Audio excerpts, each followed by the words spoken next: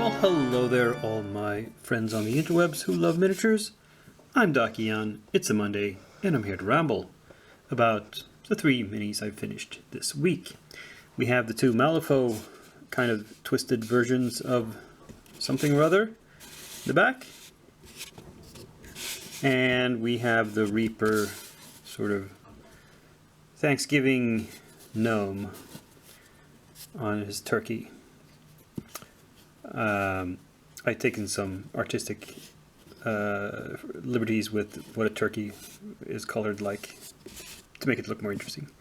But, you know, they are done and they look okay.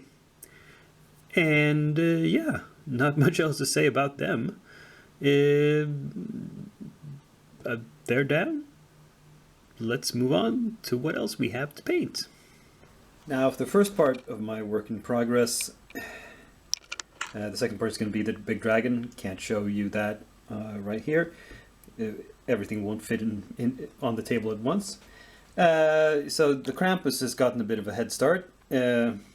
He's like 25-30% done already. Cheating a bit there. Then we have this Tekalili.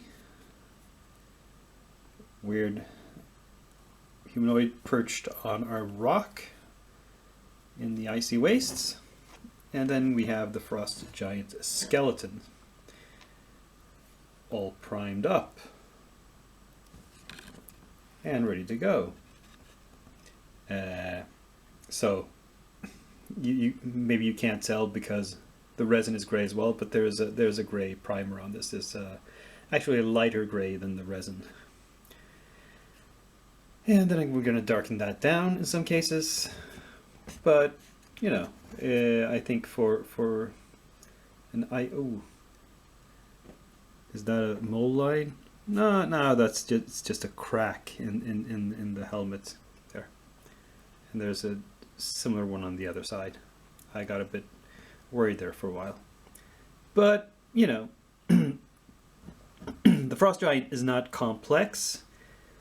It's just big. It's just a lot of. It's going to take a little while longer than a normal mini simply because there's larger areas to cover with paint. But otherwise, it doesn't pose any real challenge. And this thing is going to be that easy. The difficult thing here is it's basically just hair and skin. And all of it is supposed to be pretty pale. So getting some interesting variation in there is going to be the challenge. Anyway, let's move on. So here we have the Charlton dragon with primer on it.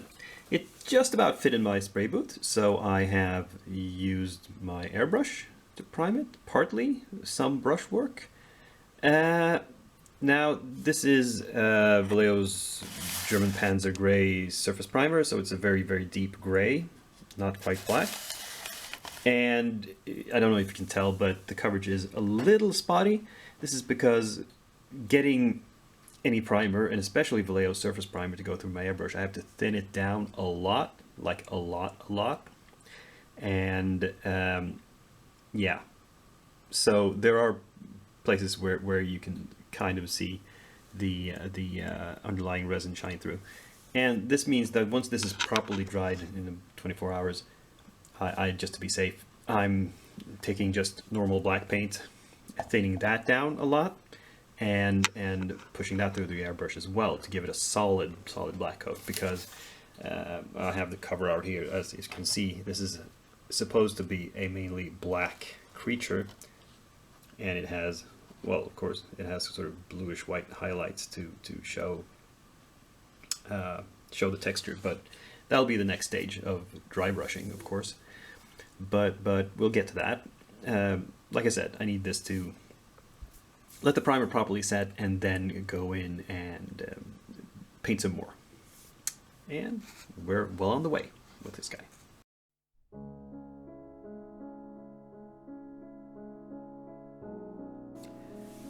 In this episode, we actually have some new arrivals, and this is because a company that I bought stuff from in the past called Mears Miniatures reached out, and they had this cashback thing where because I bought things from them previously, I could get a discount, and also there was a sale on some items, so I could combine that and get some things really cheaply. Unfortunately, because they're in the UK, I then got hit with a lot of taxes when it reached Sweden, but oh well.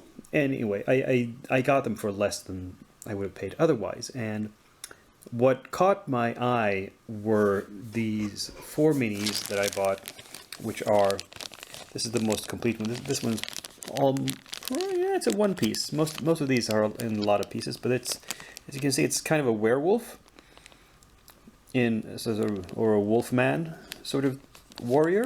This one might be sort of shaman, got a staff. This one has a big hammer, and he's wearing swords in back scabbards. I don't want to go into the historical unlikeliness of this, but this guy, I'm not sure what his weapon. Oh, it's a sword and board dude, I think. And I think this is an archer. Some assembly required.